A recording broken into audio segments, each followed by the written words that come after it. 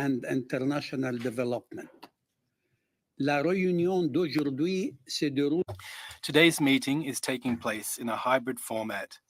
Members are attending in person, in the room, or remotely using the Zoom application. I would like to make a few comments for the benefit of witnesses and members, a couple of directives for members and witnesses. I recognize you by name before speaking. For those participating by video conference, click on the microphone icon to activate your mic, and please mute yourself when you are not speaking. En ce qui concerne Interpretation for those on Zoom. You have the choice at the bottom of your screen of either floor, English, or French. For those in the room, you can use the earpiece and select the desired channel. For members in the room, if you wish to speak, please raise your hand. For members on Zoom, please use the raised hand function. The clerk and I will manage the speaking order as best we can, and we appreciate your patience and understanding in this regard. Conformément à notre motion. In accordance with the committee's routine motion concerning connection tests for witnesses, I'm informing the subcommittee that all witnesses have completed the required connection tests in advance of the meeting. Today, we are meeting to begin our study for the situation of unlawful transfer of Ukrainian children to Russia. Wait, point of order, sir. Can I just in the meeting notice there was time set aside at the end for a budget discussion. We had informal discussions in advance, and I think there's agreement to deem the budget's adopted so that we can use those 15 minutes as additional time to hear from witnesses. You would like to discuss or take no, just is there unanimous agreement to do that? Yes. I just got a note there's going to be a new budget circulated, Garnet. Oh, okay. It's been okay. Just circulated. Okay. So I just think we can maybe do it quickly. That's fine. Okay, great. Right All right, is agreed? Yeah. Okay. So is it agreed? That I guess I already. Okay. Everything agree about this? Okay. So then we can go the full 2 hours then. Thank you. Our meeting to begin our study of the situation of the unlawful transfer of Ukrainian children to Russia. It's my pleasure to welcome the witnesses who have joined us this morning from the International Center of Ukrainian Victory, Ms. Olga Evazovaskas, board member by video conference, Mr. Andriy Mikhaev, international law expert. From Save the Children, unfortunately, Ms. Katerina is not able to join the meeting. And from the Yale School of Public Health Humanitarian Research Lab, Mr. Nathaniel Raymond, Executive Director. Vous aurez un maximum. You'll have a maximum of 5 minutes for your opening remarks, after which we'll move on to a question and answer period with members of the subcommittee. I'll indicate when you have 1 minute left. Agreeing to appear today, we will start with the International Center of Ukrainian Victory, Ms. Evazovska. Madam, you have up to 5 minutes for opening remarks. The floor is yours. Thank you to everyone. I hope I will have more time during Q&A session with my colleague Andriy, but we are going to share as much information with you as possible. Dear members of the subcommittee, dear participants, since February 24th, 2022, when Russia started its full-scale invasion, numerous violations of fundamental human rights and devastating crimes have been committed by the Russian army and politicians against civilian population of Ukraine. The most fearful harmful impact of such offenses is related to the most vulnerable group of Ukrainian population, children. Ukrainian children are suffering from all kinds of crimes, which were early identified by the UN Security Council resolutions as grave and impressible offenses against children during the international armed conflict. More than 510 children are officially reported as killed, and more than 1,141 children as wounded as a result of Russian attacks. However, the real numbers are suggested to be much higher, considering those killed and injured on currently occupied territories where it is impossible to obtain exact information. Numerous children have suffered different forms of sexual violence from Russian soldiers, which grave psychological and physical consequences. 19,546 children are reported as forcibly transferred to the territory of Russian Federation and occupied territories of Ukraine, and as forcibly integrated into Russian environment through adoption, placement into educational institution, automatic obtaining of citizenship without any realistic chances to return to Ukraine and reunited with their families. After 20 months of aggression, Ukrainian authorities back to Ukraine only 300 of such children. Resulting from incriminate airstrikes by the Russian Federation, almost 4,000 facilities and institutions for children were damaged or completely destroyed. These calls have culminated in the action by Russian Federation aimed at the forced deportation of Ukrainian children, illegally adoption by Russian citizens, forced passportization, and re-education, including military patriotic education. According to the Genocide Convention, forcibly transfer of children from one human group to another is genocide, and direct incitement for such action is a crime of itself. One key international humanitarian law principles underline that the occupying power should refrain from bringing irreversible changes which would fundamentally alter the status of characters of occupied territories. There are reported instances where children were taken by occupying authorities to camp in Crimea, allegedly for safety reasons and illegally for recreation activities, but were then never returned to the homes of parents' care. In the institutions where children were held, they were forced to via so-called integration programs that are aimed at enforcing on the Russian view on what is happening in Ukraine, in the world, and also on culture and society. The Russian Federation has begun setting the stage for these crimes years before the full-scale aggression against Ukraine in February 2022. This process dates back at least 2008 and had been marked by increasing hostile language, laying the groundwork for rejection Ukraine's existence as a state and nation group and a culture. Multiple international bodies, including the UN Commission of Inquiry on Ukraine, found continued systematic and widespread use of torture and incriminate attacks harming civilians, including children. Among the devastating consequences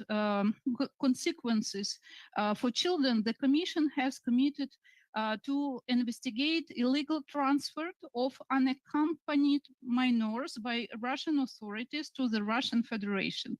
The Commission also highlighted that some of the rhetoric transferred in Russia state and other media may constitute incitement to genocide. This type of public statements that also include denial of the existence of the state of Ukraine and Ukrainians as a separate nation group, and statements that calculate hatred towards and glorify terror against Ukrainians, but also statements that represent direct and public incitement to the elimination of Ukrainians that fall under the definition of criminal act prohibited by the convention, namely incitement to genocide, in the form of complete or partial destruction of the Ukrainian nation group.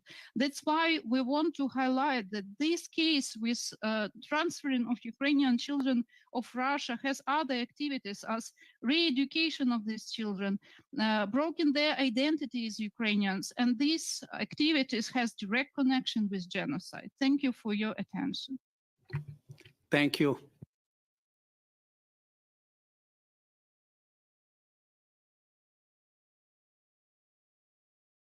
Executive Director, you have the floor, please, for 5 minutes.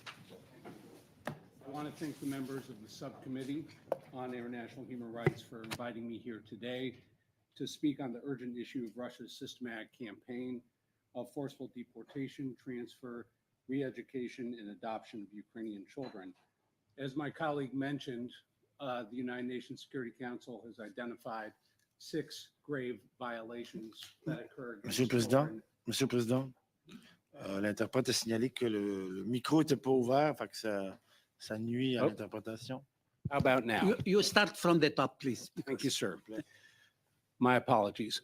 I want to thank the members of the Subcommittee for International Human Rights for inviting me here today to speak on the urgent issue of Russia's systematic campaign of transfer, deportation, re-education, and adoption of Ukrainian children. As my colleague mentioned, the UN Security Council has identified 6 grave breaches that occur during war against children: killing and maiming of children, recruitment or use of children in armed forces and armed groups, attacks on schools or hospitals, rape or other grave sexual violence, abduction of children, and denial of humanitarian access for children. All 6 of those appear to have occurred against the children of Ukraine by Russia. And I want us to remember, before I proceed, all the other millions of children around the world, from Gaza to Israel to Sudan, who are also suffering these grave breaches now as well. I want to briefly summarize the public findings to date of the research our team at the Yale School of Public Health's Humanitarian Research Lab have undertaken on the issue of Ukraine's children specifically. This work is undertaken as a member of the U.S. State Department's Conflict Observatory Program, which uses high-resolution satellite imagery and open source data to document alleged war crimes in Ukraine.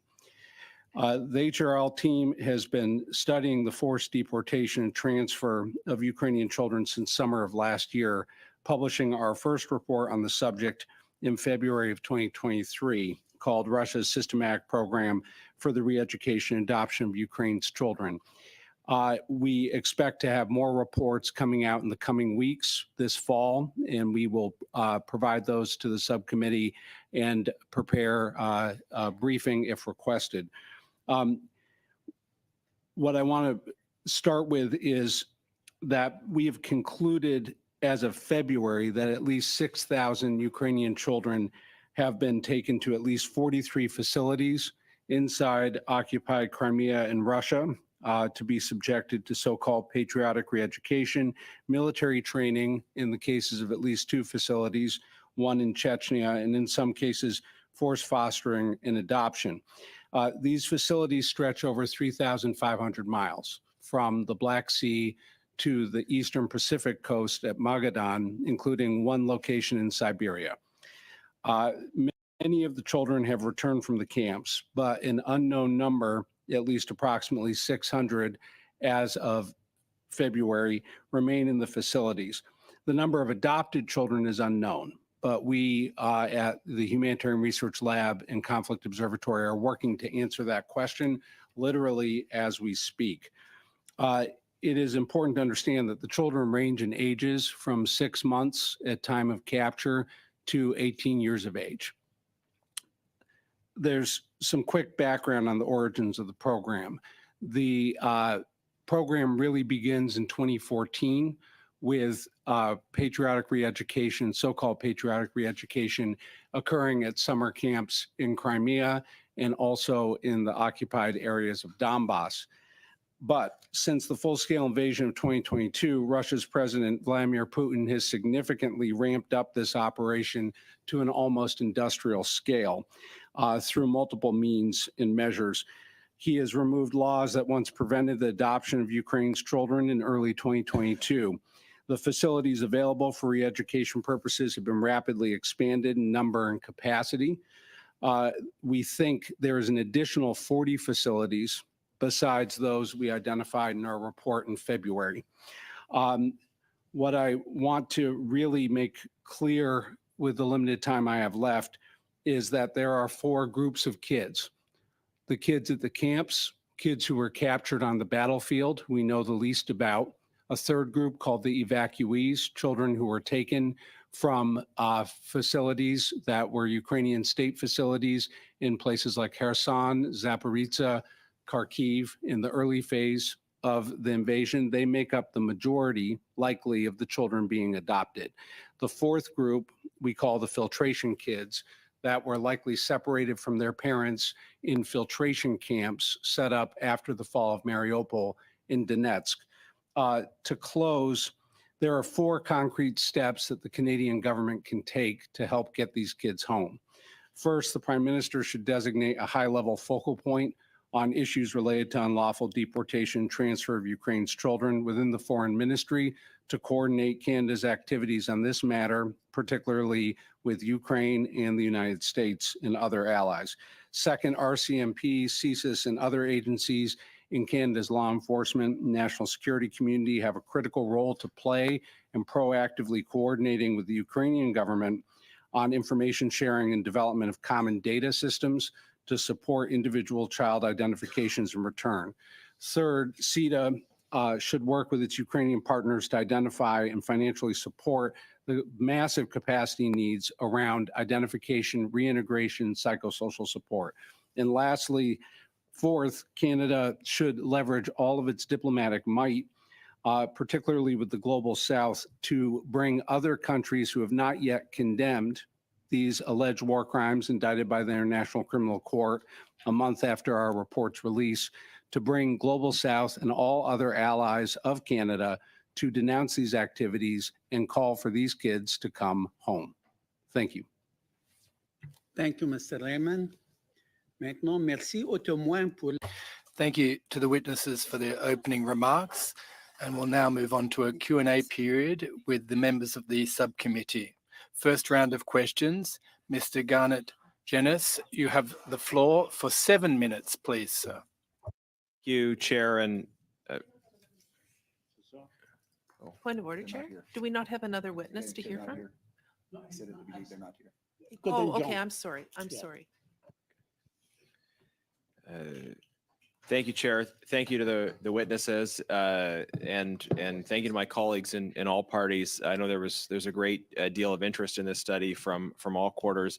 I was very keen to see this study happen, although I will say I found reading the information, hearing about it, just profoundly chilling and difficult as a parent myself. And I think we have an obligation to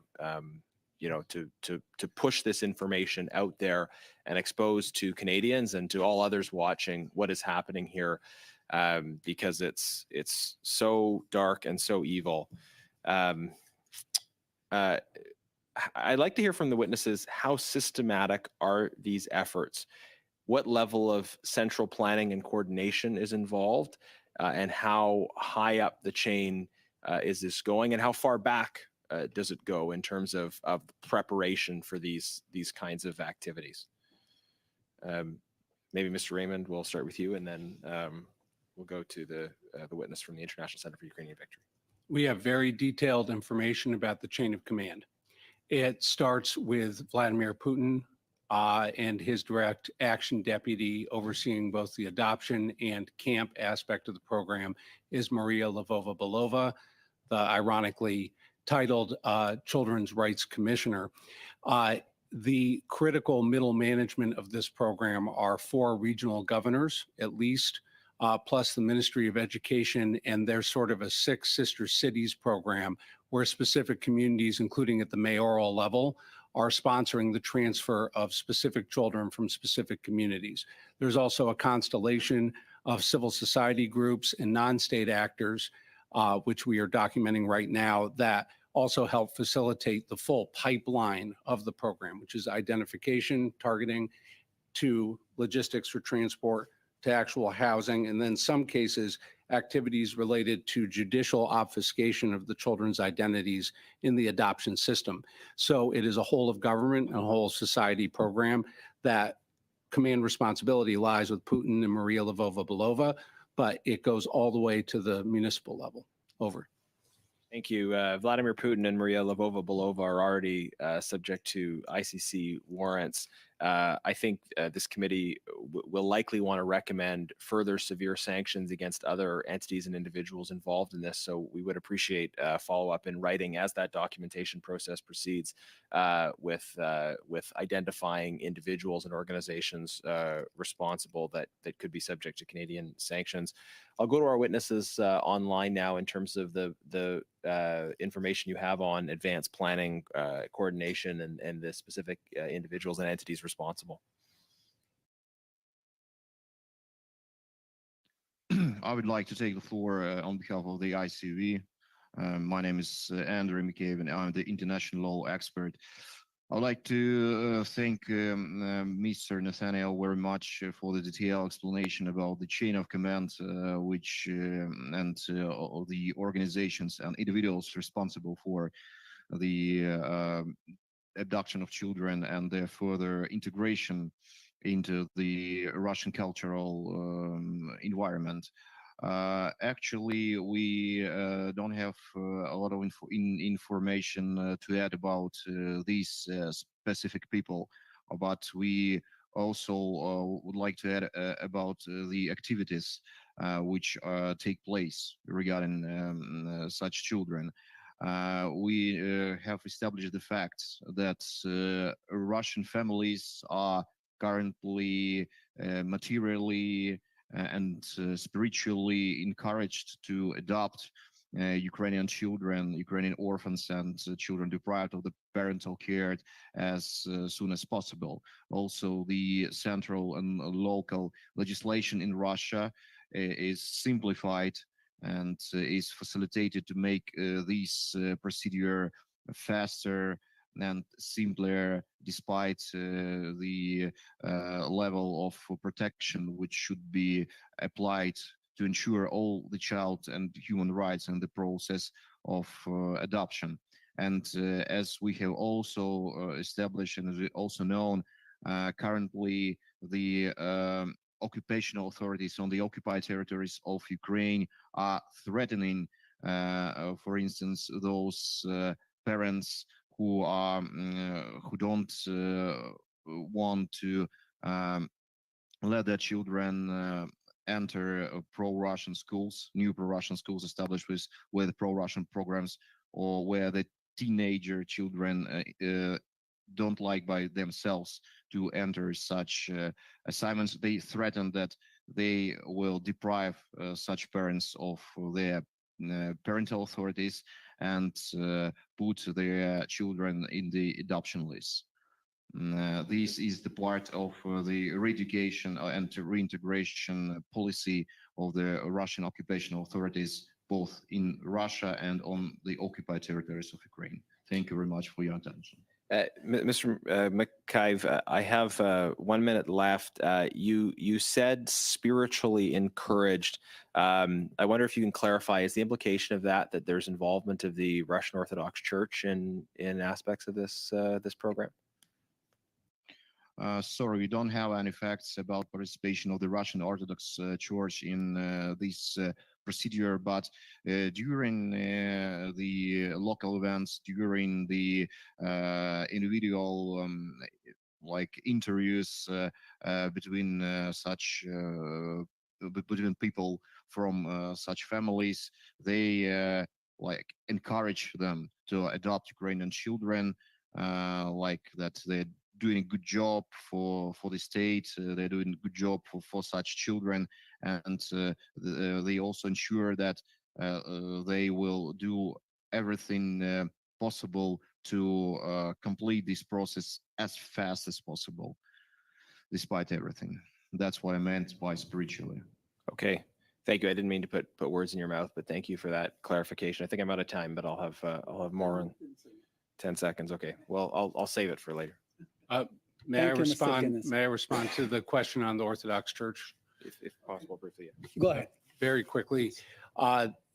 There are a number of potential locations that implicate the Russian Orthodox Church that are under investigation now that we've not come to a confidence finding on, but it's important to note Maria Lvova-Belova's husband is a member of the Russian Orthodox Church as a priest, and those connections have been present in other previous programs. Over. Thank you. And now I invite Mr. Yvonne Baker to take the floor for 7 minutes, please. Thanks very much, Mr. Chair. And I want to start by thanking my colleagues for inviting me to join you today. It's a real privilege to be part of this study, and thank you for studying this. To our guests from Ukraine, Slava Ukraini, and thank you very much, Mr. Raymond, for being here as well. To our friends from Ukraine, I'd like to ask, why is Russia deporting children?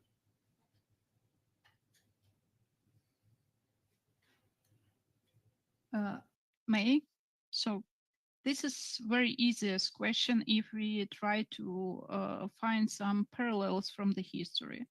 So I usually share my personal story that my son is the fourth generation in my family which suffering from Russia, from Moscow.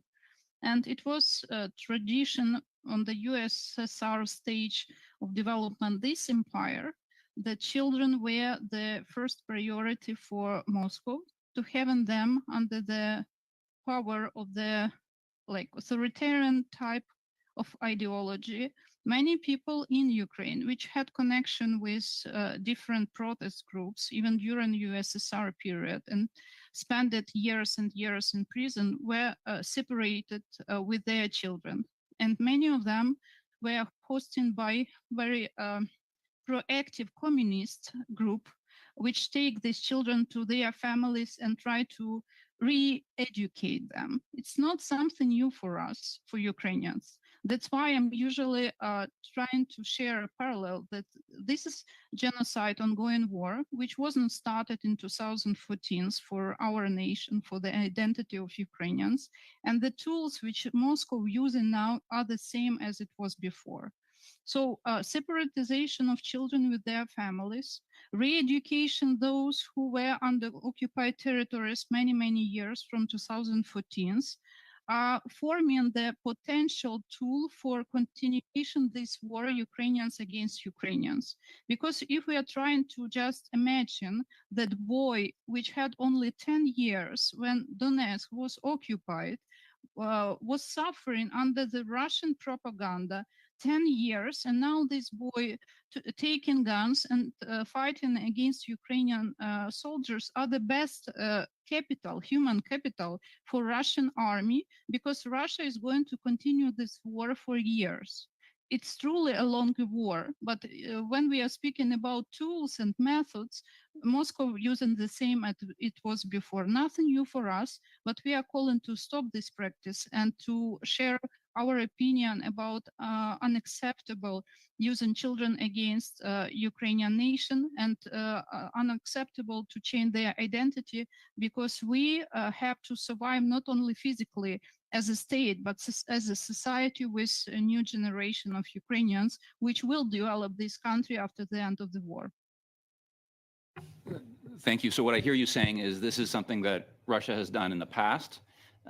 I'm hearing that this is something that is designed to erase the Ukrainian nation, and that these children, some of these children will be engaged in actually fighting Ukraine to help further erase the Ukrainian nation. Is that a fair summary?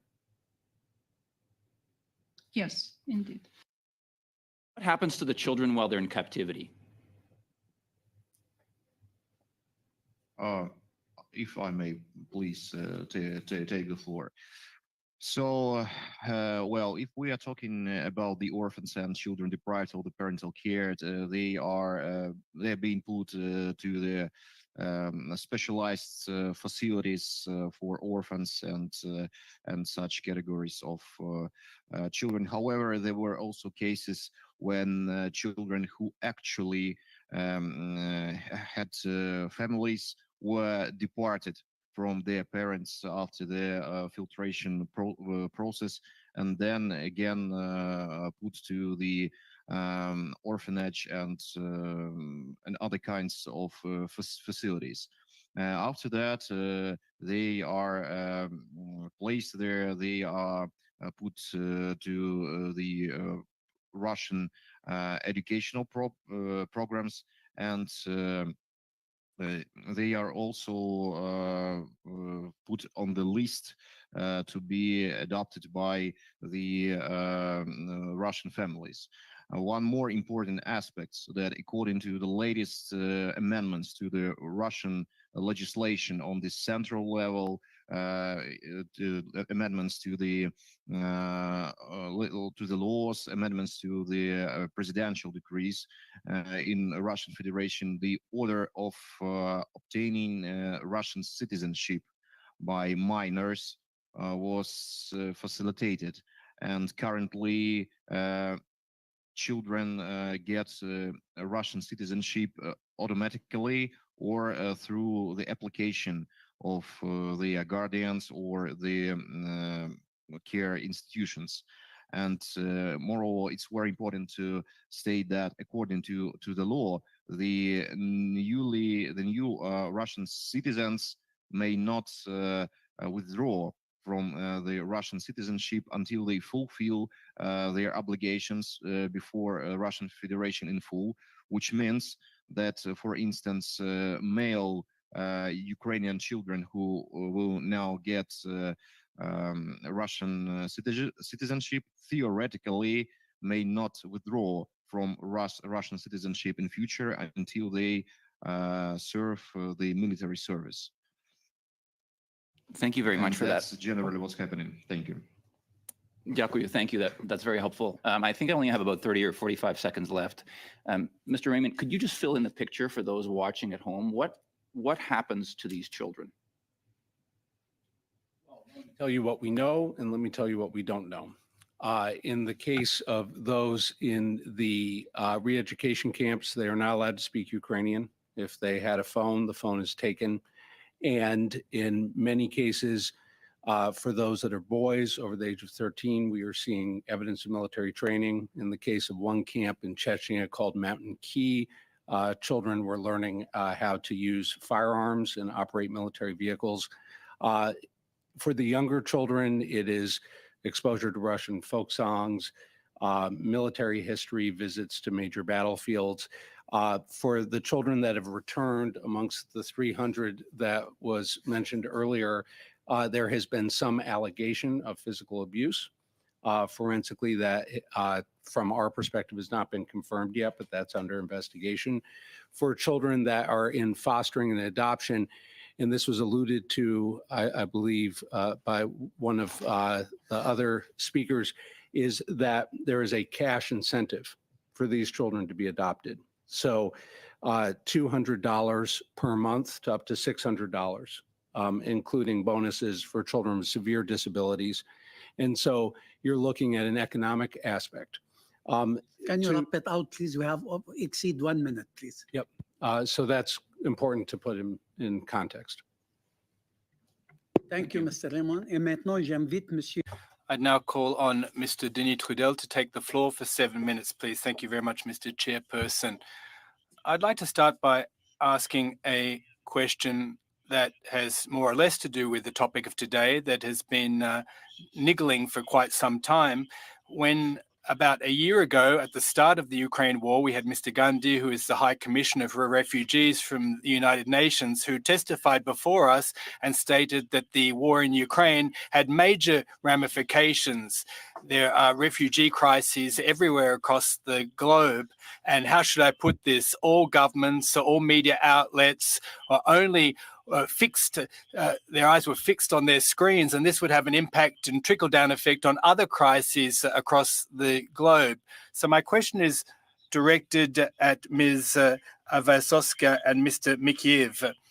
Now, with what's started in Palestine a couple of weeks back. That's having an impact too, but the cameras and media focus is more on what's happening in Israel and Palestine than on Ukraine. What are the ramifications there on the war on Ukraine?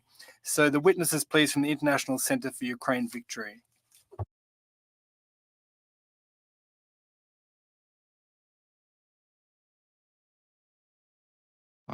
I'm sorry, could you please, if it's possible, repeat the last part of the question?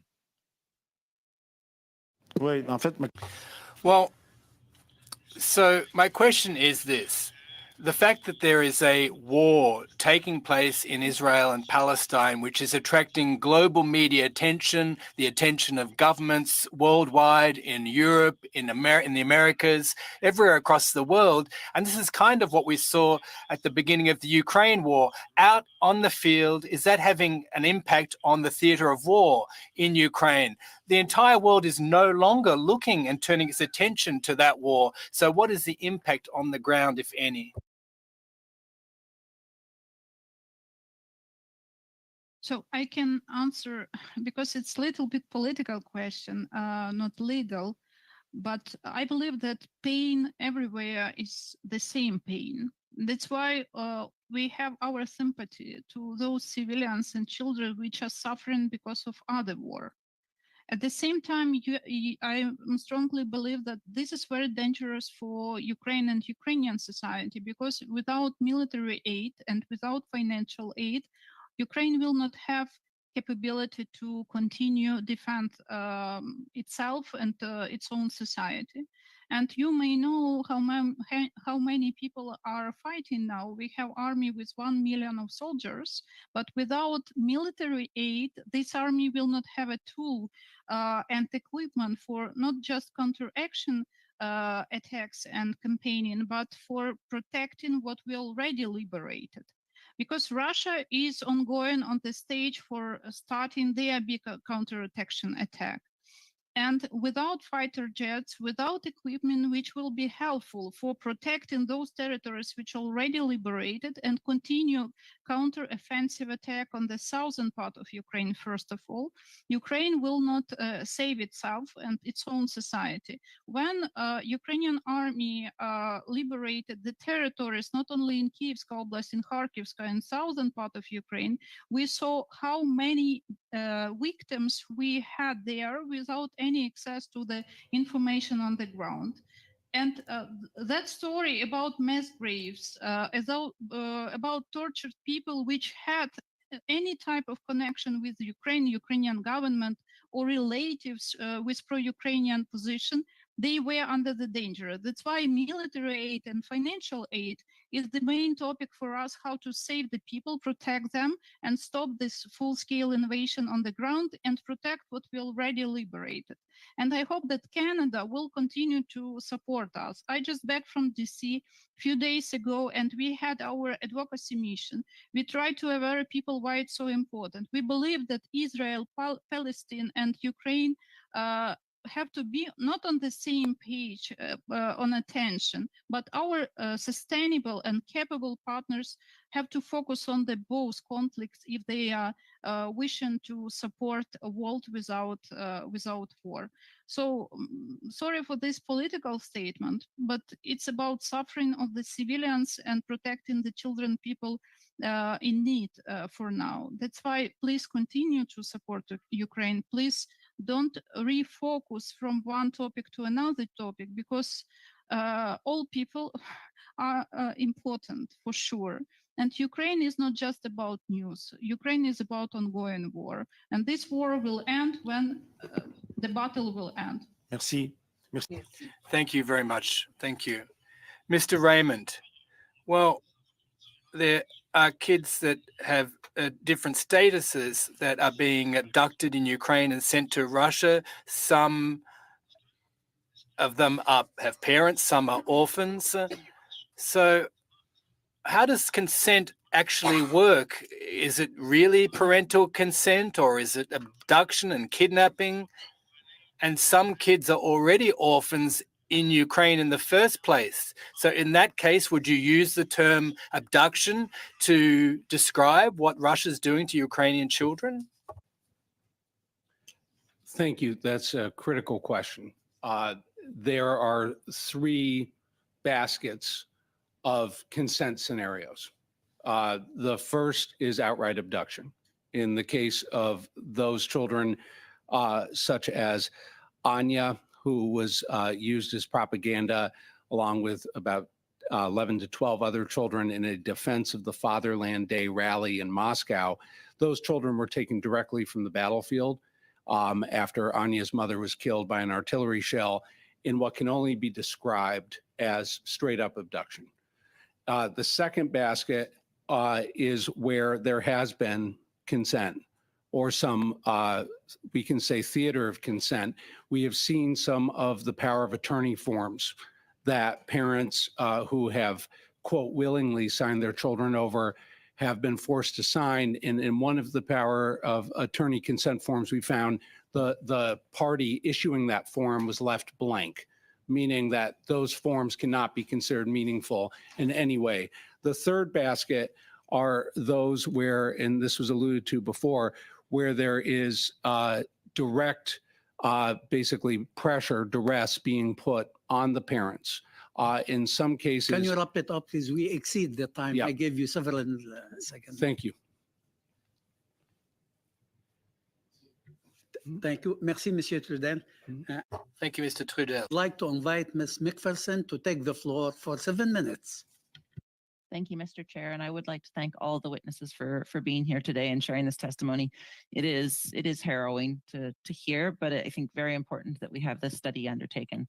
Mr. Chair, I certainly hope that there is an opportunity for us to hear from Save the Children at a later date. I understand that the witness was ill today and wasn't able to join us, but knowing that Save the Children has repatriated at least or close to half of the children that have been reportedly repatriated, I think it would be important for us to hear from them. Okay, so a couple questions. First of all, one of the things that I heard from the testimony that I'd like to dig into a little bit is the use of Ukrainian children as soldiers and that potential for them to be used as potential soldiers against Ukraine. I think the testimony that we heard from the International Center for Ukrainian Victory was probably the most clear on that. Perhaps you could just talk to me a little bit about what we know about the use of these children as child soldiers, or even the potential of them being used as child soldiers. Thank you for your question. Okay, if I might just a few sentences. Let's separate the 10 years of ongoing war from the last 20 months. I testify already for the committee last year when Russia organized fake elections on occupied territories. And you may know that I had one very important message that after this process, Russia will mobilize Ukrainian civilians, men, to their army. And this process is ongoing already, but we are speaking about adult men on occupied territory because now they formally, according to Russian understanding about their constitution, is under their jurisdiction. They are doing what they need, what they want with Ukrainian civilians on occupied territories. But war was started in 2014. That's why many of the children which were under the occupation from that stage were re-educated to be so-called Russians. So, and they truly believe that they are serving to DNR, LNR as civilians from that territories. So Russia misused the opportunity to re-educate children to be pro-Russian soldiers, and that now they are using them as a meat because Russia doesn't care how many men with Ukrainian passports before will be killed on the battlefield. So if we are speaking about that period from 2014 till 2022, Russia used all young people, children, for re-education, and now they are serving publicly. And we have many interviews from the occupied territories. We had it before that these territories are all almost empty from men. So that man was used for battle without any frames or problems, and they are killing Ukrainian men from both sides through these tools. And now we have 20 months of this new stage of the war after full-scale invasion, and we already had 6 cases when teenagers were used for Russian army, and one of them was killed on the battlefield. So we have testimony about this young person. But the problem is that we have to cover all years, 9 years of ongoing war, and to understand that this is mass problem because it was started when these young men were children, when Russia occupied Donetsk and Luhansk. Well, and obviously the use of child soldiers is been clearly identified as part of a genocide, that it is a precursor, and it is very something that happens when a genocide is being perpetrated, which we know is happening. Mr. Mikhailev, sorry if I mispronounced your name, did you have anything to add to that? And perhaps maybe just a little bit about, you brought up the idea of forced military service that could be ongoing because of the Russian, because these children are becoming Russian nationals, without perhaps wanting to be, of course. Could you talk a little bit about that as well for me, please, sir?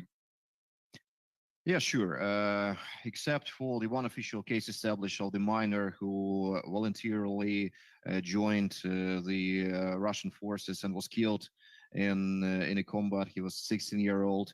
There are a lot of cases established when such teenagers, who are happily still alive, but they are trained in military programs.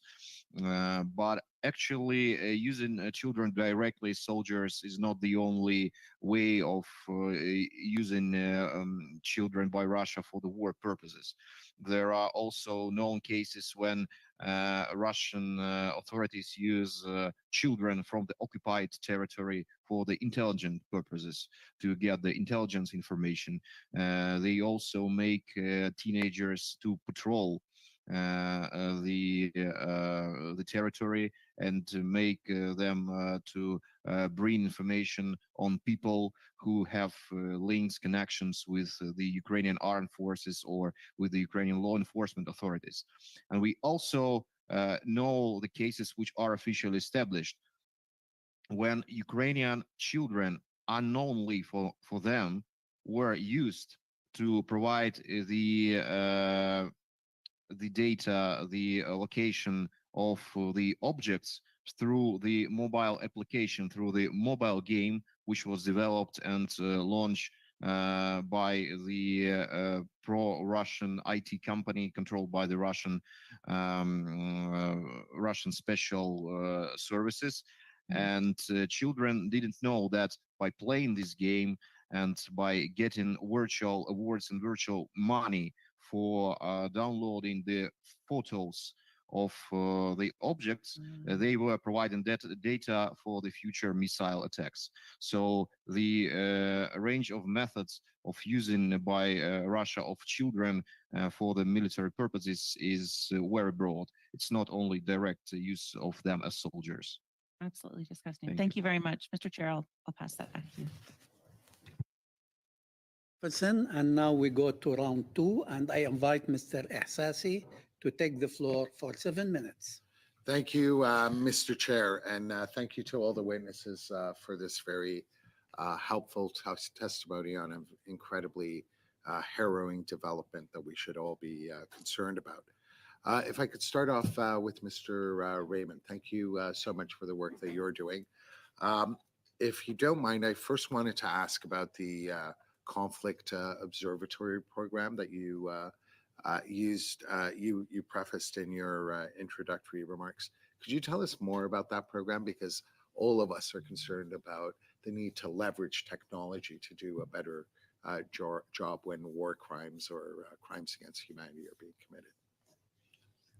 Thank you. The Conflict Observatory Program is a project of the Bureau of Conflict Stabilization Operations at the State Department, and it is really the first effort at scale to support independent researchers such as the Humanitarian Research Lab at Yale to have access to particularly the commercial satellite data needed at scale to monitor events in non-permissive environments such as Ukraine. We also operate in Sudan and have been focused on attacks on villages in Darfur and bomb damage assessment and human security assessment in Khartoum and Omdurman. In the case of Ukraine, the children's work is just one part of what we do. Our initial work was supporting the Organization for Security and Cooperation in Europe on doing bomb damage assessments of hospitals and schools in the first phase of the war. And then we did an assessment with the Oak Ridge National Laboratories in Tennessee of damage to crop storage infrastructure using algorithmic machine vision to be able to count damaged silos. And we've additionally done open source reporting on the filtration camps and on the issue of torture in Kherson and passportization, which was mentioned earlier. What's critical in the case of Ukraine is that there is an extremely large amount of open source data. And so what broke the case open through the Conflict Observatory on the kids' issues is the fact that the local officials were taking selfies. And it was from that that we were able to identify latitude and longitude of the locations and begin satellite surveillance. And so without this program, we would not have had these assets to be able to do this reporting publicly. Over. Thank you very much for that. Now, you referenced the OSCE. As you know, towards the end of last year, the OSCE did a report on this issue, the missing children. And their finding was that the Russian authorities have lost track of a lot of these children. In your opinion, is that deliberate or is it simply incompetence by the Russian authorities? What we are seeing is both tactical intent in terms of concealment of children. That is clear, and I can give multiple examples. There are other cases where it is not clear that there was any initial accounting system, depending on which cohort of kids we're talking about. So each cohort has sort of a different level of accounting that is either happening or not happening. The critical point here is under the Geneva Conventions, Russia should have registered these children immediately through a system called Restoring Family Links within days. The challenge now is that we have to attempt to do that registration act without Russia's cooperation. And so we are basically reverse engineering the identities through open source data, which is extremely impossible. Okay. And so we're making progress, but we actually, it's like if you've been to a fair and there's a jar of jelly beans, we're having to guess how many jelly beans are in the jar. And we don't even know how big the jar is. So now if I could go to your recommendations, one of your recommendations was that Global Affairs Canada have a point person deal with this issue. Could you explain to us whether there is currently a working group amongst various countries and whether other countries have endorsed such an approach? Right now, and what I'm about to say does not represent the views necessarily of the United States government. It's my own personal opinion. I was in Rome at the Holy See at the end of September, and what I saw is an immense need for coordination amongst allies on this issue, that there is not the type of central coordination across nations that we need to have. I say all the time, like in a car accident, trauma surgeons have a golden hour after the car accident. We're still in the golden hour, but the golden hour is slipping away on these kids. They will never be easier to find and never be easier to return. I've done child identification work related to Guatemala. That took decades, and it took DNA, and many of the parents were dead by the time we found them. I don't want to see that happen here, but right now, in the absence of international coordination that's proactive and extremely expansive, in terms of the 4 missions here. It's a hostage rescue mission, it's a law enforcement mission, it's a psychosocial support mission, and it's an ID missing persons mission. Each of those is extremely hard. We're talking at our minimum number, 10 times the size of 9/11 in terms of missing persons ID. Is any country so far, and I certainly hope that various countries will come forward and endorse this approach that you have in mind, but have any other countries done so as of yet? To my knowledge, there's no central coordination at present. The other question I had is if you could explain to us the consent process that is involved. I suspect that a lot of the consents that the Russians have received were obtained under duress. So could you speak to that specific issue as well? 30 seconds, please. Yes, the consent issue is for the camps. What happened under duress and often happened with these power of attorney forms that were not appropriately executed. In the case of the camp, the battlefield kids and the filtration kids, there was no consent whatsoever at all. Thank you, Mr. Hassasi. And now I would like to invite Mr. Guinness to take the floor for 7 minutes, please. All right, thank you, Chair. For our witnesses with the Ukrainian Center for Ukrainian Victory, could you describe further the mechanism of coercion of parents in these instances where parents, in some cases I'd read about, they were told it was a week-long camp and then the kids were not returned. Other cases where they were in various other ways coerced. What are the mechanisms that exist whereby parents are coerced? Sorry, you mean they were coerced by the Russian occupants, right? Exactly, coerced into allowing their children to go maybe for something they thought was temporary, and then weren't able to see their children after that. Well, okay, actually, when the children together with their parents were first deported to the territory of the Russian Federation, they were coerced by the argumentation that there is no other way. It's very important to understand that despite the fact that the international organization, including the UN authorities, they offered alternative corridors for the Ukrainian children and their parents to pass. Russian occupying authorities refused to let them go through these corridors, and they insisted that the only way from them to evacuate from their zone of military action is only through the Russian territories. It's the only way of saving them and their children from the war and from the death. And of course, it was very hard for such parents not to agree with these arguments to save their children's lives. And after they were deported to the Russian territories, all of them passed through the obligatory procedural filtration. And often, in case filtration did not go well for the parents, and parents were arrested, and in this case the children were departed from their parents.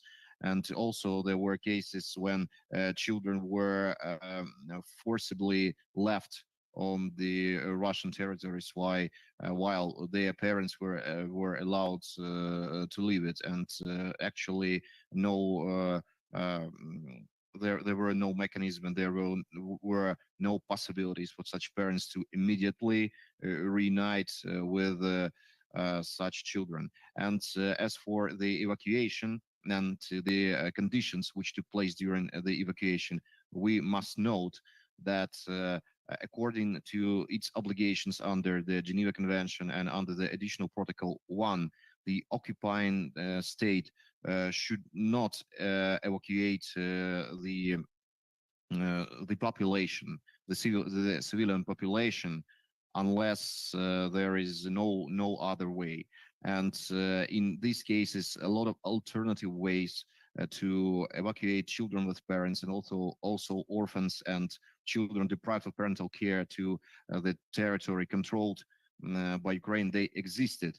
Therefore, Russia directly violated its obligations, and this is not a legitimate evacuation. Thank you. Yeah, thank you. So just to really understand the anatomy of this, so there are cases of children being taken without any pretense of parental consent, taken from the battlefield, or children taken from orphanages, and then there is the case of extreme coercion where Russia invades Ukraine, engages in indiscriminate bombardment of civilians, denies humanitarian corridors, and then tells parents your only option for the safety of your children, effectively give us your children or we're going to kill them, and then they're taken to Russia. So it's in these kinds of ways that Russia undertakes this policy. Is that a fair summary of what's unfolding? Yes, and may I add a few other options, because the policy of Russia doesn't have one face.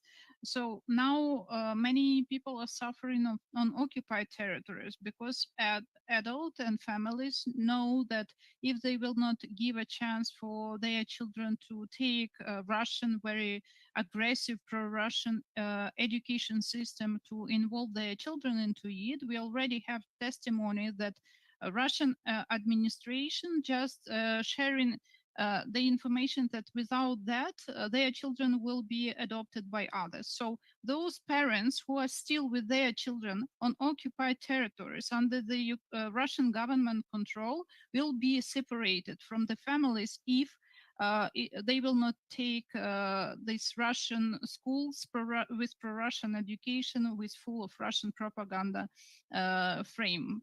So the threat of abduction is explicitly being used as a tool to Yes. intimidate people and to push them to comply with what the occupiers want.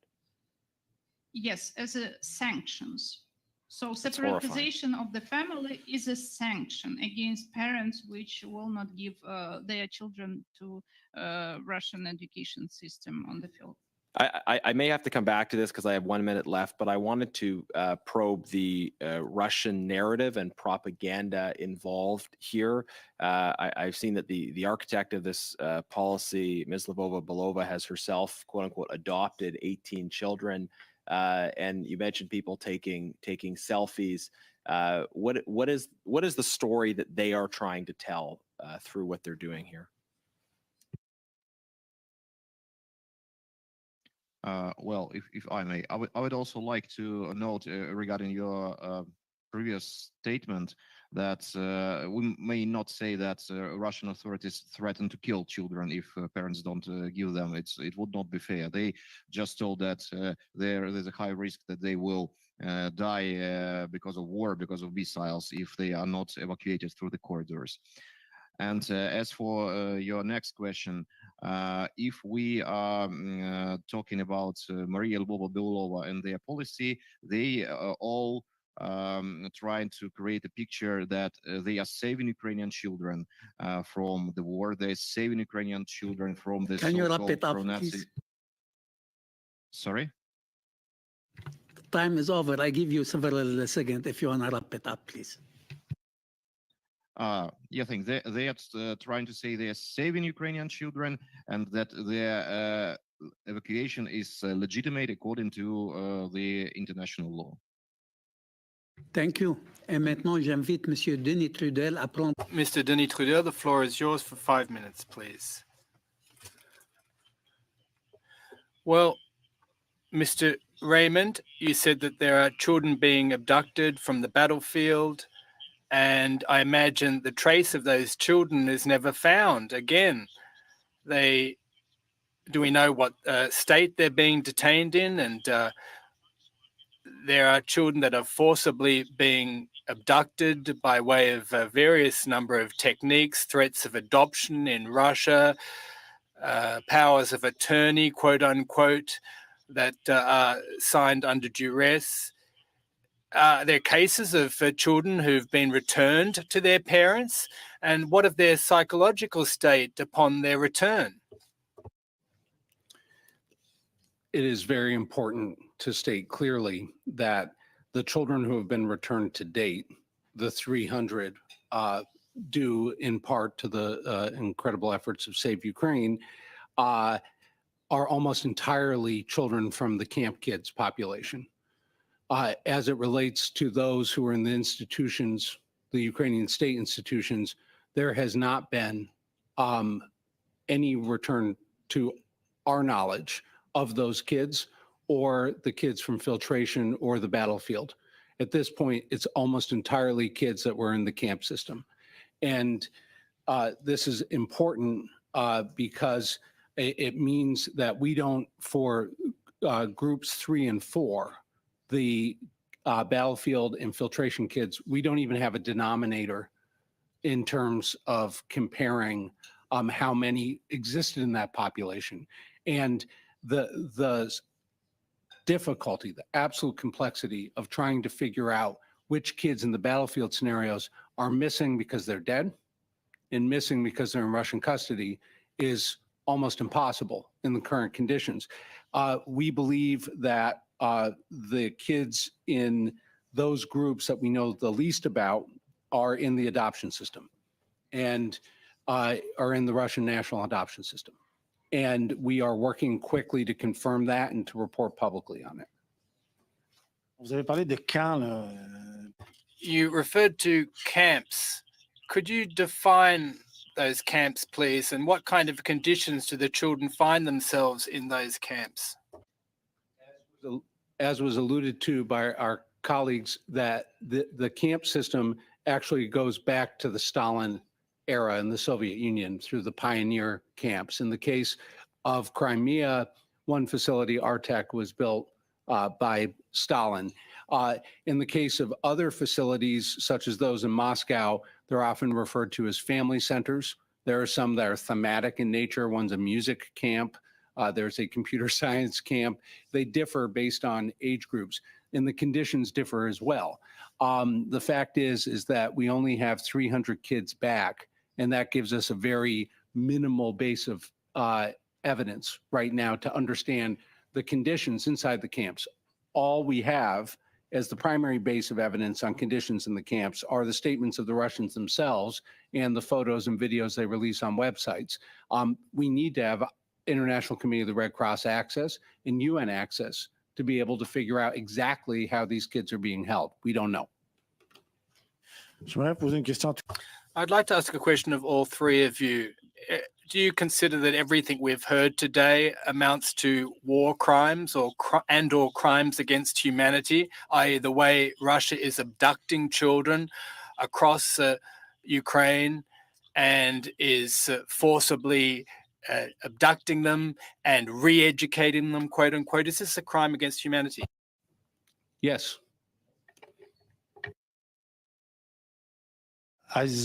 Aivasovska a la même question. The same question of the other witnesses? Yes, I totally agree. And this is a crime against humanity, but we need to develop our case with genocide, I believe so. Monsieur Mikheyev. Mr. Mikheyev, I can't pronounce your name. The same question, please. Hi, so sorry, I had just been logged out. Could you please repeat your question? Ma question, c'est... Yes, of course. My question is, based on everything we've heard today, the 6,000 children abducted in one way or another by Russia and the battlefield in the Ukraine war, do you believe that this amounts to crimes against humanity? Well, actually, we are not here prosecutors, judges to establish that these are the particular crimes. But of course, these are, as for me, these are obviously the war crimes as established by Article 8 of the Rome Statute, and to be determined as the crimes against humanity, the widespread and systematic nature of such actions should be established by the law enforcement authority and by the court. But as for me, the deportation of children, Ukrainian children, is more looks like the crime of genocide, as it's defined by the 1948 Genocide Convention and also by Article 6 of the Rome Statute, because despite the fact that these children were not physically or biologically destroyed or killed, forcible deportation of children of one group to another group is considered as genocide, as it deprives such a group of the chances for survival and all of the chances for the subsequent existence. And by the court practice. Thank you, Mr. McCabe. Sorry, I gave you Thank you. 1 minute extra. Thank you. And Merci. now Thank you. I would like to invite Ms. McPherson to take the floor for 5 minutes, please. Thank you very much, Mr. Chair. Again, thank you to the witnesses for being here and sharing this testimony with us. I guess what I'm going to ask about is maybe some of the solutions that we know may work, that we know have worked for the 300. And I understand what you've said, Mr. Raymond, with regards to it being the children that were in camps, not the children that were part of the adoption piece. But from my understanding, working with the CSOs that are working on the repatriation, including CSOs or civil society organizations that are based in the Russian Federation, is one of the best ways to make sure that this is happening. Mr. Raymond, could you talk about that? Like, what is the best way for us to be supporting this? Is it funding for these CSOs, helping with these relationships? It is important to unfortunately state that the pipeline of children returning seems to be significantly decreasing to stopping. In the recent weeks, we have not seen children returning from either the camps or other locations. I think there needs to be two main lines of effort. One, yes, is supporting CSOs. But the second line of effort should be the main effort, which is direct pressure on President Putin and on Russia to have a policy of registration and a policy of return consistent with the Geneva Conventions. As the Vatican has stated, there has, and Maria Lvova-Belova has stated, there has been contact between the Vatican and Russia on negotiating returns of children. That process needs to be organized with the full community of nations, including Canada, supporting it. I struggle with that, though, of course, because the direct pressure, it doesn't seem that Putin is responding very well to direct pressure. In fact, we have heard from Save Ukraine that the Russification of Ukrainian children has increased since the ICC has put forward their arrest warrants. So I'm worried that Canada doesn't have the capacity to apply that direct pressure, or that the Russian Federation is in fact not listening to that direct pressure. So I'd love some further comment on that. And when you talked about working with CSOs, working with Russian Federation CSOs, is that something that is happening, that should be happening, or is that not reasonable? I think that at this point, the CSO route seems to have gone as far as it can. In terms of working with Russian CSOs, you are working, be very clear, you're working with the Russian government, regardless of whether it is branded as a CSO. And so I think it's important that we realize there is no silver bullet here. We are in a situation where our options are limited, but concerted unity amongst the international community is essential. I wish I had something better to tell you. Thank you. I see that our other witnesses would like to intervene. Please go ahead. Yeah, thank you very much for this practical question. And I don't have like ideal answer to you, but it's about complex of measures. So first of all, Canada can continue to help develop capacity of Center of Preliminary documentization and investigation of crime of aggression.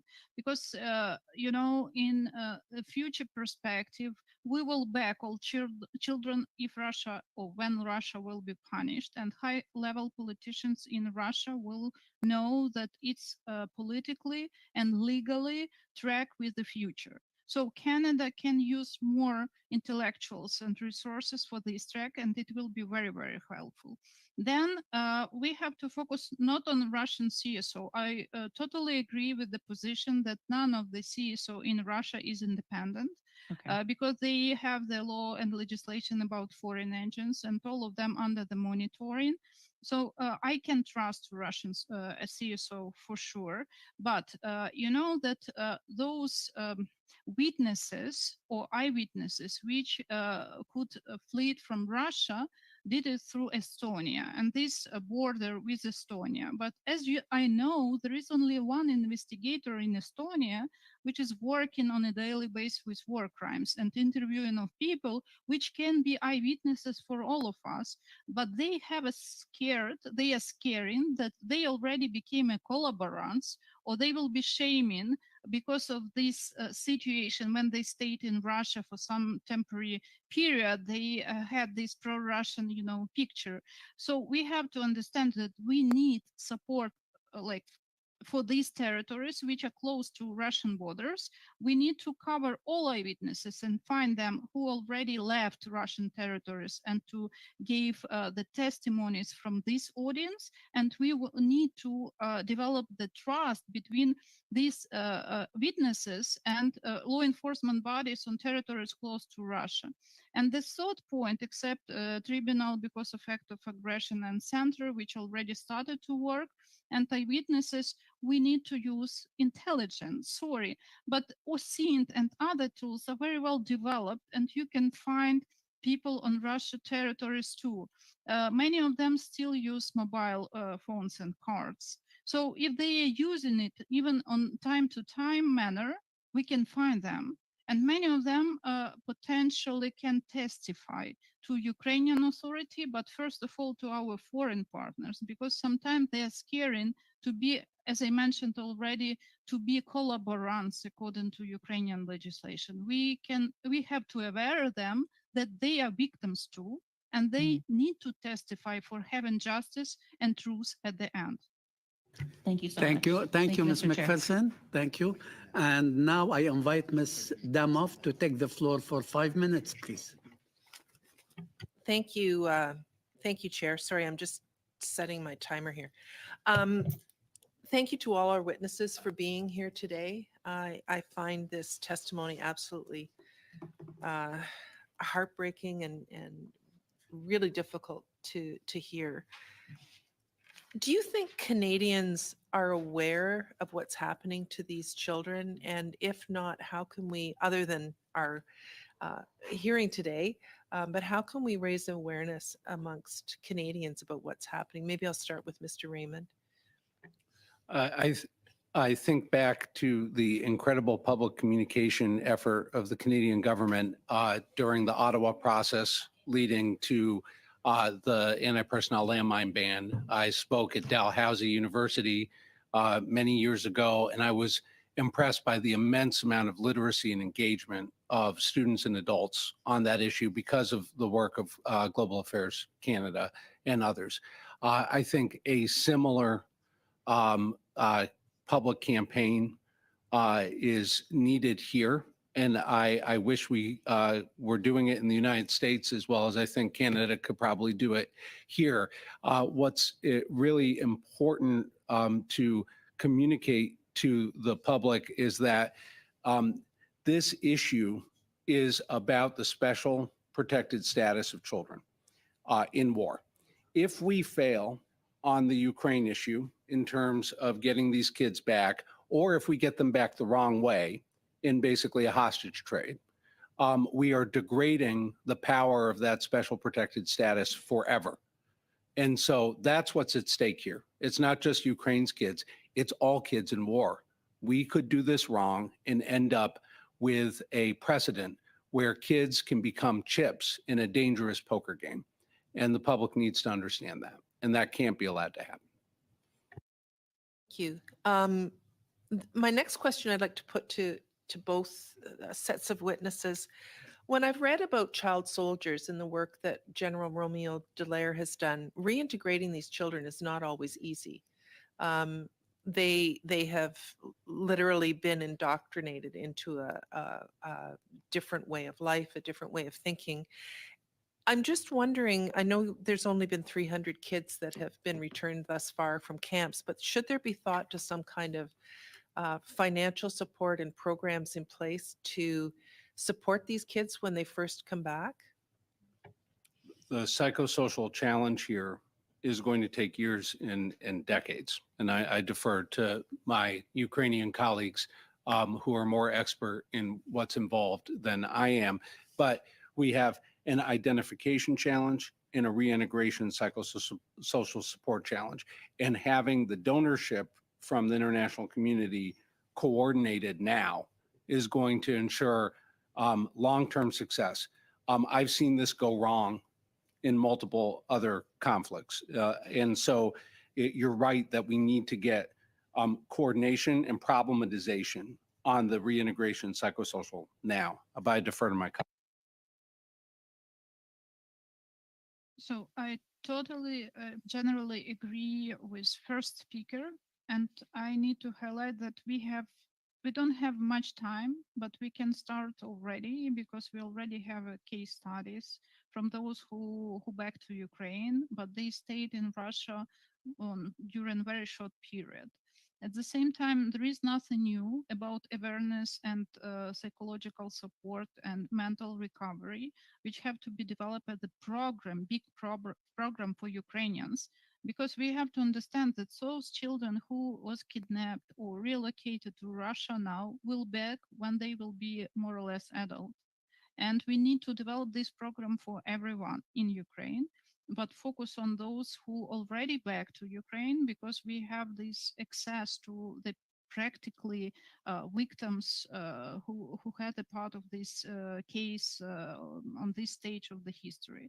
But from my perspective, we need to focus on the program which will be developed for whole Ukrainians, because reintegration process will be very difficult. I mentioned already those who were children in 2014, and they were reintegrated to Russia, to Russian cultural and educational landscape. And we need to understand that it's about generations already, not just about children which spent half a year on Russian territories, Russian or Russian-controlled territories. Chair. And now I invite Mr. Guinness to take the floor for 5 minutes, please. Thank you, Chair. I've got a couple questions specifically for the Center for Ukrainian Victory. First of all, Mr. Raymond provided us with some very specific recommendations in terms of what he wanted to see from the government of Canada and from the international community. Do you have similar recommendations that you'd like to share with us? I would like to take the floor on this question. Well,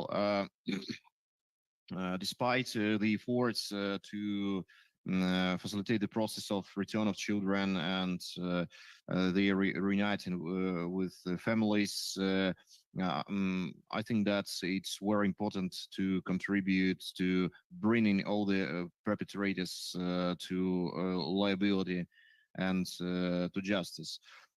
First of all, it's as my colleague Olga has already provided, it's essential for Canada and all other states to fix all the statements of crime from the victims which succeeded to flee from Ukraine and which appeared for instance in Canada, and then transfer this information to Ukrainian law enforcement authorities. It's also very important to help collect evidence about these crimes and to make stronger the arguments about deportation of children as a war crime and as a crime of genocide. And it's also very important to influence the sooner establishment of the specialized tribunal on aggression, because Russian military aggression is the main source of all the other subsequent international crimes which are happening now, including the crime on the deportation of children. So these are further recommendations and further our further wishes which we are expecting from Canadian government. Thank you. And may I just Yes, please. one small recommendation. It's about journalist investigators, which are very, very useful. And we know how many they did, how a lot they did before about different crises and cases in Ukraine, so and in Russia. So let's support them instead of CSOs in Russia, which already gave us access to very important information about Russian aggression and war against Ukraine. And one more very small comment, that joint investigation team, which is working on investigation of war crimes under the different jurisdictions, need to be more open for civil society and to take into account what already civil society collecting as the data, as preliminary interviewing, and to involve this information into official track. Because we are living on parallel worlds, and this is not useful for the future justice. Thank you. And if you have additional information, additional recommendations, as well as names of individuals who should be subject to sanctions in terms of the issue of holding people accountable, I know the committee would welcome that in writing. And I should mention, for stakeholders or others watching, the committee does have a portal on its website for receiving written briefs as well. So other organizations that are aware of individuals or who have specific recommendations can provide those. As well for you, maybe just a comment, and then I'll invite your response. I hear sometimes from people here in Canada who suggest that they think that Ukraine should accept a loss of territory in order to have a temporary ceasefire or to try to have peace. And your testimony underlines for me how important Ukrainian victory is, because this isn't only a question of where the border is. It's also a question of what horrific crimes people will be subject to if they remain under occupation. And so, hearing this testimony, further underlines and explains for me just the intense resolve that Ukrainians have for restoring their territorial integrity, so that Ukrainian families don't have to continue to be subject to this kind of horrific violence against children and against the family. I wonder if you have comments on how this contributes to Ukrainian resolve for victory. Please, quickly, because time is running out. Okay, thank you very much for this question. We have special analytical materials about end game scenario for war, Russian war against Ukraine. And according to these scenarios, there is no any possibility to have sustainable peace through the track of diplomatic or political. Russia had 50 wars during 200 years. And sometimes the result of each of the war had just only one outcome. It's about when the next war will start. So, and according to our surveys, which we did in Ukraine during summer period, there are 3 topics which are not negotiable for Ukrainian society. First of all, it's about EU integration. The second one is about NATO integration. The third one is about territories. But for Ukrainian people, territories doesn't mean land. It's about people who are staying on occupied territories without any potential defending of their own rights, without Ukraine on these territories and its own power on its territories. So that's why territories will not solve any problems. I was participating on 2 years on Minsk process as negotiators from Ukrainian side because of my electoral capacity and expertise in this topic. So please trust me that territories, if we will give something to Russia, will not solve any problem, because these territories is used as military base for further activity and aggression against other part of Ukraine and against neighbors in the future. For sure, this decision looks everything. We already spent hundreds of thousands of lives of Ukrainian soldiers for having liberation of those territories which were occupied by Russia after 24th of February. Thank you, please, time is out. What's happened? You What's got more happened than during 1 minute and a occupation? half extra. Thank you. And now, maintenant, j'invite Monsieur Denis Trudeau. Mr. Denis Trudel, the floor is yours for 5 minutes, please, sir. Mr. Raymond, talking about accountability now, there are many federal Russian officials, regional and local ones too, that are directly involved in the political management of these children's camps. That was in your report, I believe. But at least 12 of those officials are not on any list of international and American sanction lists, at least as of the start of this year. So I have 3 rapid fire questions about that fact. I don't know if I'll have time if I ask them one at a time. So what's the importance of the role of the officials that aren't sanctioned under the children's camp program list?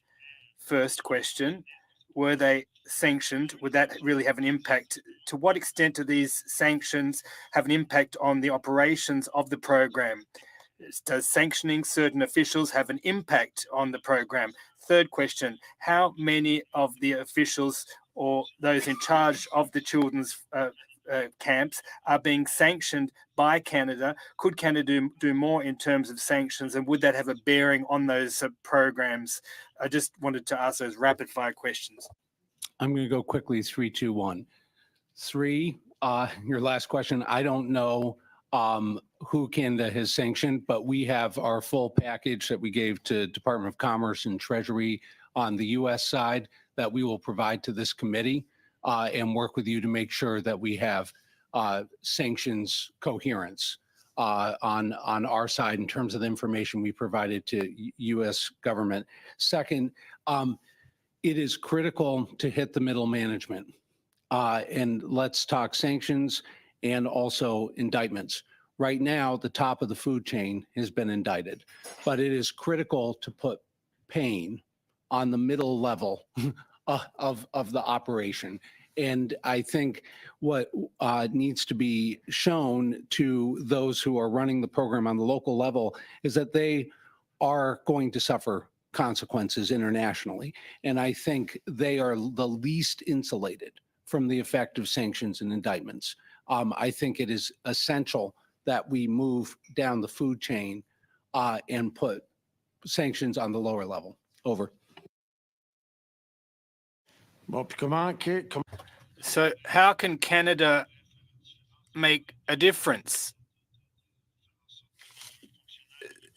You talked about local officials being aware that there might be sanctions levied against them. How, as a country, can we have a bearing on them? It strikes me as a tad difficult. Is it possible in some way?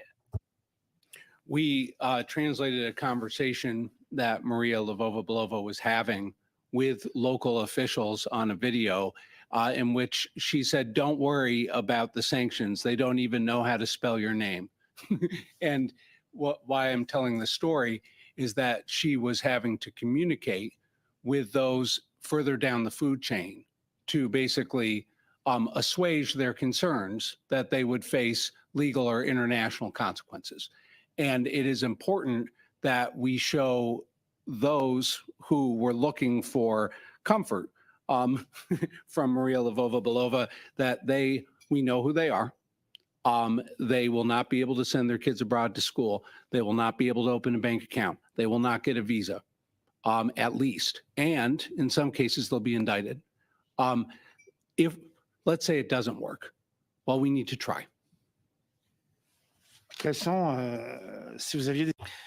Any examples of countries in the world that are more proactive than Canada is when it comes to the levying of those sanctions in regard to those programs? Any particular examples of countries that are putting all those officials and that's having a direct bearing on the program as we see it and that we could emulate?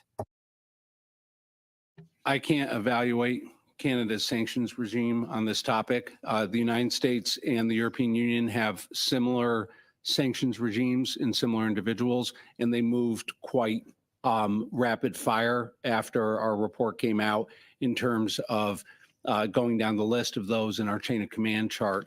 I think it's why international coordination is so important is on examples like this, that there needs to be a common sanction regime. Right now, there isn't. That there are overlap, but overlap is not a strategy. Merci. Merci, Monsieur Tudel. And now I invite Ms. McPherson to take the floor for 5 minutes, please. Thank you, Mr. Chair. The sanction conversation is very interesting to me. I would say that Canada does not have a very effective we're not very effective at actually enforcing our sanctions. We're quite good at putting people on the list, but not very good at enforcing them. We also have a portion that the government has introduced with regards to seizing of assets, which may be useful if it was to get off the ground for those middle level folks that you're speaking about, Mr. Raymond. Now, one of the things that I was also going to ask about with regards to your testimony, you're saying indictments. So what you would like to see is that the ICC is pressing more, or they're issuing further arrest warrants, I guess, for some of those middle people. Is that what you're asking for? The President of the United States has allowed sharing of information now with the ICC on these matters, and we are actively engaged in sharing right now all the underlying data from our public investigations and our forthcoming reports. We are doing that to be able to facilitate further investigation and, yes, potential indictment by the ICC against other officials. It is extremely important that the law is applied across the chain of command. Command responsibility rests at the top. But as we see going back to the Nuremberg tribunals, where the first case brought at Nuremberg was on child abduction of Polish children by the Nazis, and from which we get the term crimes against humanity, it is important that the full chain of command is subjected to accountability. And that's what we're supporting. Mm-hmm. Okay. Well, and I certainly would like to be able to get that list from you, because I think you're accurate that it is more effective when there are more countries that are imposing the same sanctions. Yeah, and I'm very supportive of the ICC doing this work. Of course, it is that balance that you've raised. You know, the ICC is a slow mechanism. It takes a long time for justice to come through the ICC, and we need to use our diplomatic might and the other tools that we have at our disposal, because as you also mentioned, we have this very short window of time that is rapidly closing to make sure that these children are returned to their families. I did have some questions again for our other witnesses, our online witnesses, if you could. Now, you've spoken a lot about what is happening with these children, how they're being taken from their families, how they're being taken from orphanages. Do we have any indication, or have you received any indication on whether or not any of these children are leaving Russia and going to third countries? Is human trafficking with these children happening outside of just going back to Russia? Are they going to other regions? If you could share any information you might have on that as well.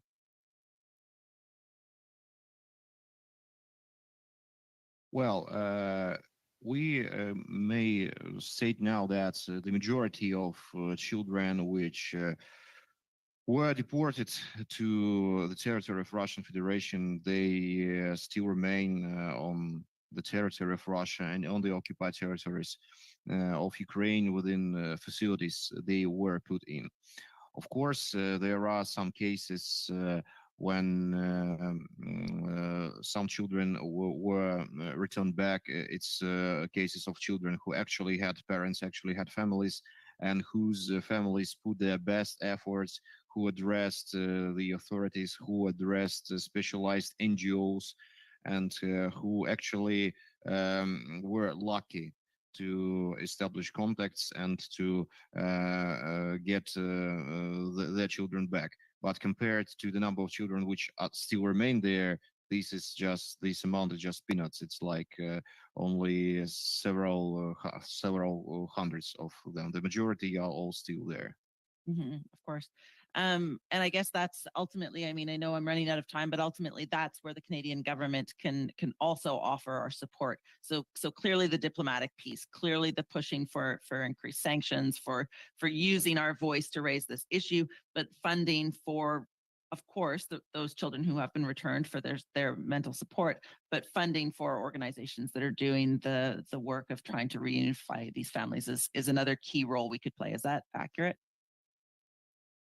Yes, exactly. But we also must understand that we should not only focus on return back on each particular children. It's essential to work out the general approach, the general international legal mechanism of qualification of such actions, and general legal mechanism of demand from the perpetrator to return such children. Well, it is very important to do all this in combination. Absolutely. Thank you, very Ms. much. McPherson. So now I believe we still have some extra time. We have the choice of take another round of question of 2 minutes for either party, or to allow the witness to give us more thoughts and more explanation. It's up to you to decide. Both. Yeah. 2 minutes each and 8 minutes back. Okay, go ahead. Mr. Chair, if I could have 2 minutes at the end on another issue.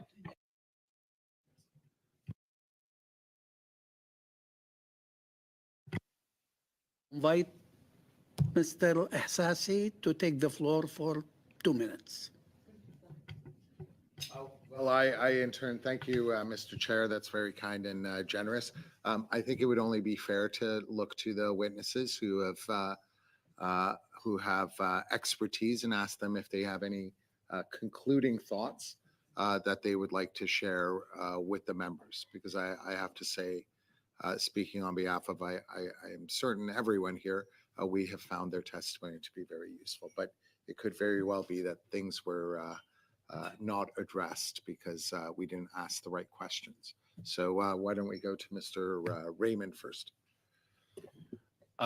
Thank you. That's very generous. I want to take a moment to talk about the technical issues that are involved in identifying missing children, regardless of where you are identifying them. So just to understand the technical challenge, because this committee will face funding requests that we'll have to evaluate on the technical aspects of this.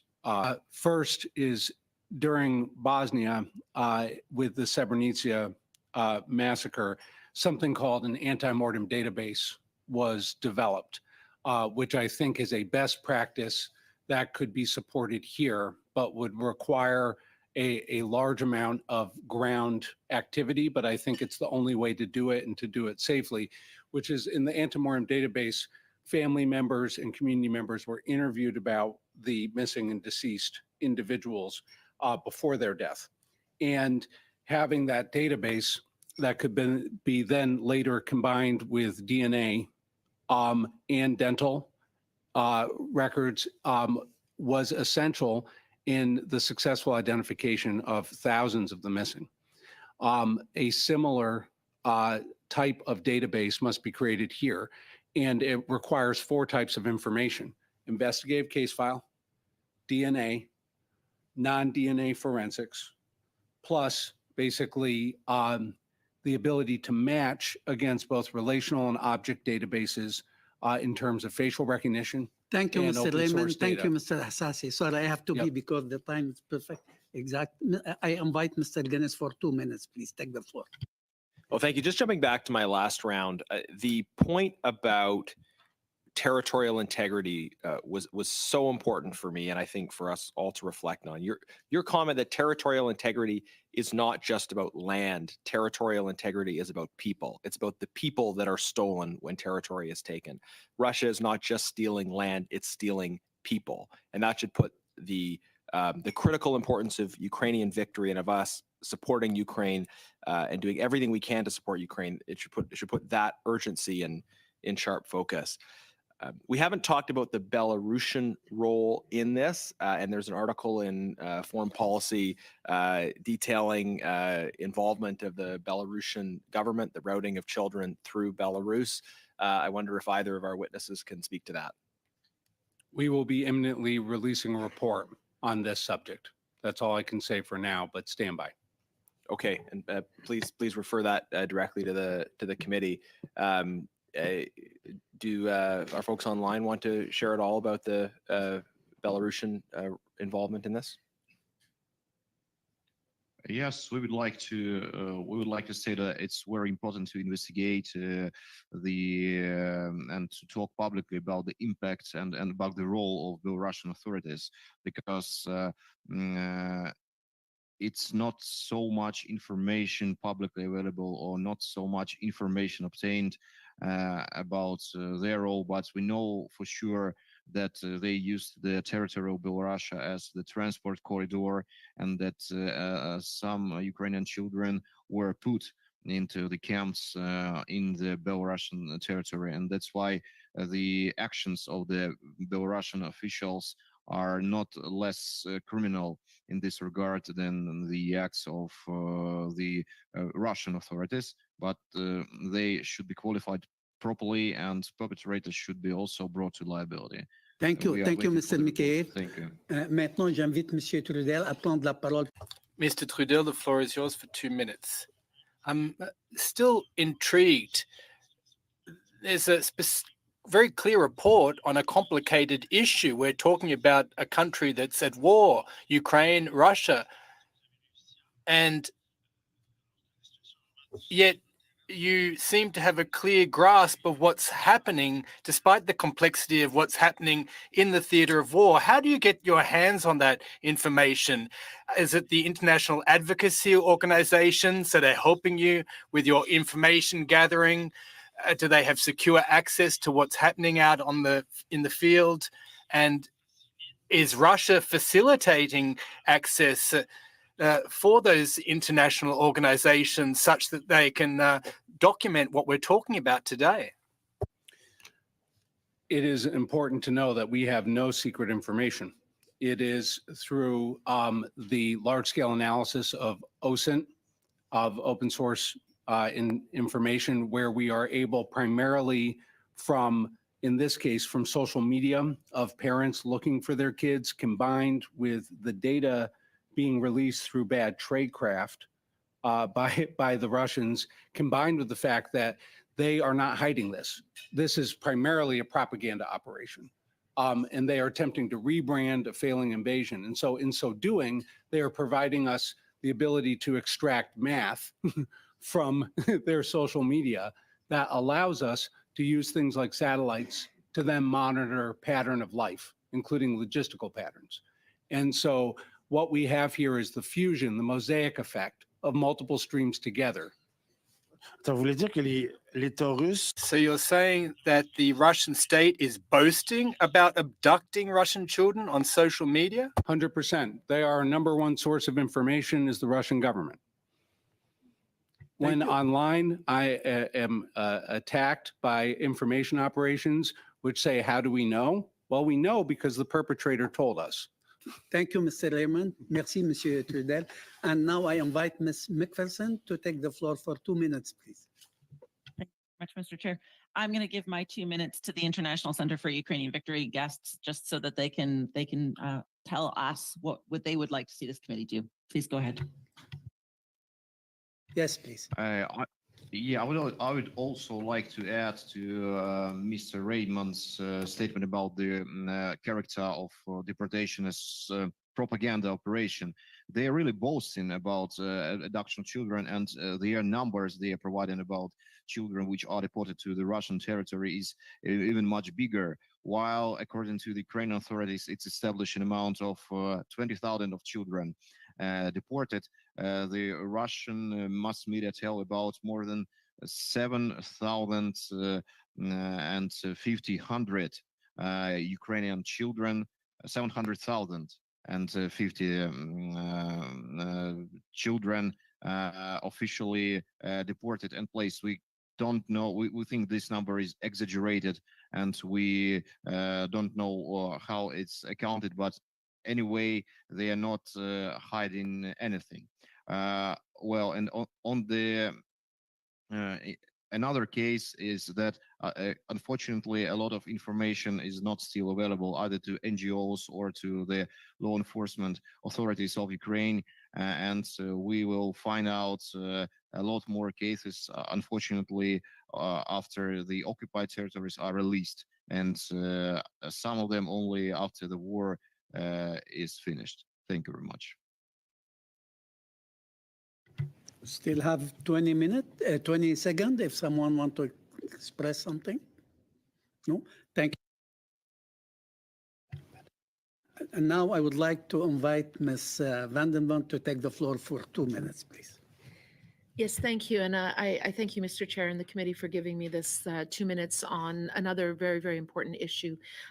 This subcommittee, as we all know, every year we have a recognition of of human rights defenders around the world that we choose unanimously as a committee. One of the recipients of that recognition in 2021 was Nasrin Sotoudeh, who is a prominent human rights lawyer in Iran. We just learned yesterday through Parliamentarians for Global Action that Nasrin Sotoudeh was beaten and arrested in Iran yesterday. She was attending a funeral of a 16-year-old girl, Armita Garavand, who died as a result of her injuries after an incident with the so-called morality police because she wasn't wearing a head covering on public transit. And we have word now through her husband and through other sources that others at that funeral were also beaten and arrested. And I know that as a committee, we all call unanimously for the immediate and unconditional release of Nasrin Sotoudeh, and also for the others that were arrested alongside her. And I know that I seek unanimity. I know that I speak for all committee members that we condemn this arrest and others like it. And we want to see Nasrin Sotoudeh released. Thank you. Thank you, Ms. Vandenbend. It's heartbreaking, this news, and I believe on behalf of the entire committee, we all share your opinion and we ask for her release immediately without any condition. Thank you. Mr. Chair, could I have my hand up? I just wondered if I could have the floor. Yeah, please go. I'm just wondering whether or not it would be appropriate for the committee to report this to the House and in a statement or simply just to report it to the House. Mr. Chair, I'm happy to make that a formal motion. Okay, thank you.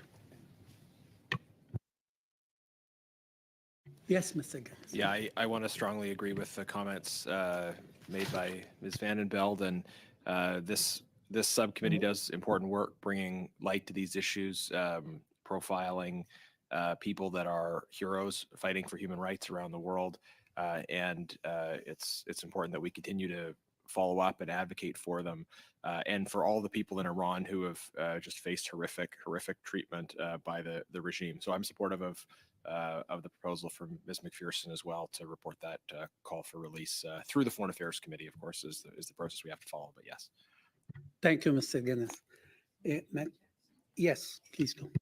So I would propose then that the text of the motion be that the Subcommittee on International Human Rights unanimously, condemns the arrest of Nasrin Sotoudeh and calls for her immediate and unconditional release. Thank you. Excellent. All agreed? I think the text of the motion should say that the committee report to the House that, or, but yeah, agreed, yeah. All agreed? Thank you. Carried.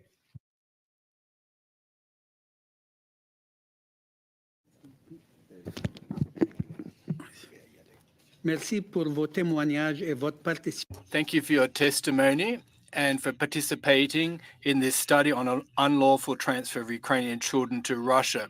Now, should you have further information you wish to communicate to the subcommittee, please do contact the clerk of the committee. Now, colleagues, I'd like to let you know the following. Some of the witnesses that will be appearing next week are under 18 years of age and may have experienced traumatizing events to do with the topic of this study. Support for their mental health and yours and staff members is available. Receive a briefing about engaging with vulnerable witnesses or receiving difficult testimony, the clerk could help organize a special session. However, it may have an impact on the timeline for the study. If you have questions about the supports available, please advise the clerk as soon as possible. En raison de la nature Due to the sensitive nature of this study and the young age of these witnesses, I will also be more flexible when it comes to your allocated speaking time and theirs in order to avoid interrupting emotive testimony. members that requests to travel for the period of January to March 2024 are due by November 10. Do members wish to travel during this period? In particular, I think that it might be helpful for the committee to visit with representatives of the United Nations in New York. I would like to have your thought and if you approve it or not. Yes, Mr. Gibbons. Is there time for us to have some offline conversations about that? And that maybe, I mean, we're kind of a little bit up against time here, and sometimes it's better if these conversations can happen more informally and or in camera. So, in order to work back from a November 10th proposal, how quickly do we have to give general direction for the development of such a proposal? Because we have two more regularly scheduled meetings, right? So.